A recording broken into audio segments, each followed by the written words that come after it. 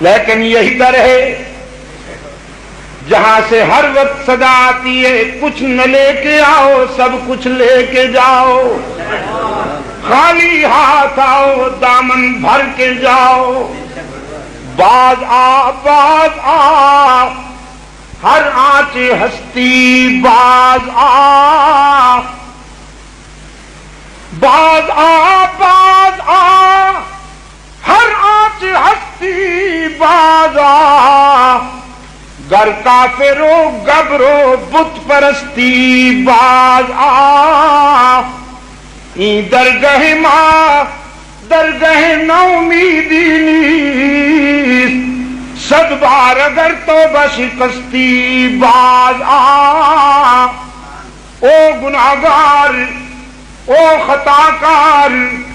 جس نے زندگی کے سفر میں قدم قدم پہ ٹھوکریں کھائی ہیں، زاہد نے جسے جہنمی قرار دے رکھا ہے، رب العالمین نے فرمایا میرے گناہگار بندے مایوس ہونے کی کوئی بات نہیں، اگر 100 مرتبہ توبہ کر کے توڑ دی ہے نبھا نہیں سکا تو 1 مرتبہ پھر میرے در پہ آ کے دیکھ، جبین نیاز جھکا کے دیکھ، طلب کا دامن پھیلا کے دیکھ، ندامت کے اشک بہا کے دیکھ، میرے لطف و کرم کو آزما کے دیکھ، تیرے آنے میں دیر ہوگی میرے راضی ہونے میں دیر نہیں ہوگی۔ لیکن ندامت کے اشک بھی آئے نا، یہ ندامت کے آنسو بھی ہر کسی کو نصیب نہیں ہوتے۔ فرمایا تان گرید ابر کے خندق چمن، تان گرید ابر کے خندق چمن، تا نگرید طفل کہ جوشد لبن، بادل نہ روئیں بادل نہ روئیں تو گلشن نہیں مہکتے۔ یہ بارش کے برسنے کو مولانا رومی رحمت اللہ علیہ نے بادلوں کا رونا قرار دیا، استعارہ ہے نا۔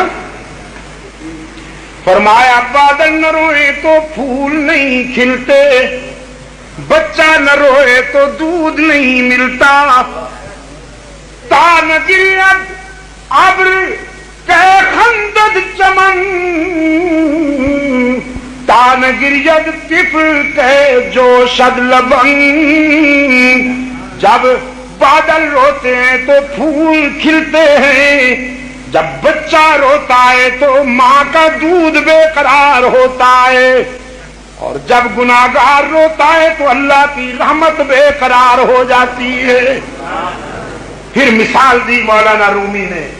فرمایا تان گرید کود کے حلوہ فروش، تان گرید کود کے حلوہ فروش، رحمت حق ہم نمی آیت بجوش۔